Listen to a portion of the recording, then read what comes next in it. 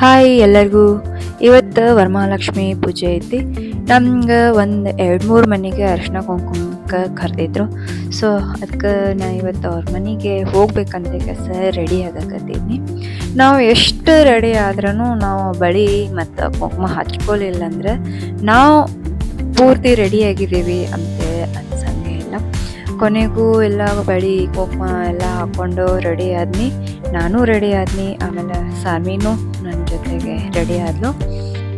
ನಾವು ರೆಡಿಯಾಗಿ ಫಸ್ಟ್ ಮನೆಗೆ ಬಂದು ಇಲ್ಲೇ ಅವರು ದೇವಿನ ಭಾಳ ಚಂದ ರೆಡಿ ಮಾಡಿದ್ರು. ಮತ್ತು ಇಲ್ಲೇ ಸಾನ್ವಿಗೆ ನಂಗೆ ಅರಿಶಿನ ಕುಂಕುಮ ಮತ್ತು ಗಿಫ್ಟ್ ಕೊಟ್ಟರು. ನಾವು ಇಲ್ಲಿಂದ ನೆಕ್ಸ್ಟ್ ಮನೆಗೆ ಹೋಗ್ಬೇಕಂದ್ರೆ ಮಳೆ ಸ್ಟಾರ್ಟ್ ಆಗಿತ್ತು. ಸೊ ಅದಕ್ಕೆ ಅಲ್ಲೇ ಒಂದು ಸ್ವಲ್ಪ ವೆಯ್ಟ್ ಮಾಡಿ ನಾವು ನೆಕ್ಸ್ಟ್ ಮನೆಗೆ ಹೋದೆವು. ಈ ಮನೆಯಾಗಿರೋ ಜನನಂತೂ ನಾವು ಯಾವಾಗೂ ಮರೆಯೋಕ್ಕಾಗಂಗಿಲ್ಲ.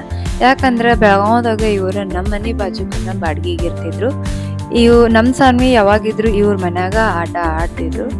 ಇವ್ರ ಮನ್ಯಾಗ ದೇವ್ರಿಗೆ ನಮಸ್ಕಾರ ಮಾಡ್ಕೊಂಡು ಅರಿಶಿನ ಕುಂಕುಮ ತಗೊಂಡು ಆ ವರಮಹಾಲಕ್ಷ್ಮಿ ದೇವಿ ಎಲ್ಲಾರ್ಗೂ ಒಳ್ಳೇದು ಮಾಡಲಿ ಮತ್ತು ಆಯುಷ್ಯ ಆರೋಗ್ಯ ಕೊಡಲಿ ಅಂತ ಕೆಲಸ ಆ ದೇವ್ರಂತಕ ನಾನು ಬೇಡ್ಕೋತೀನಿ.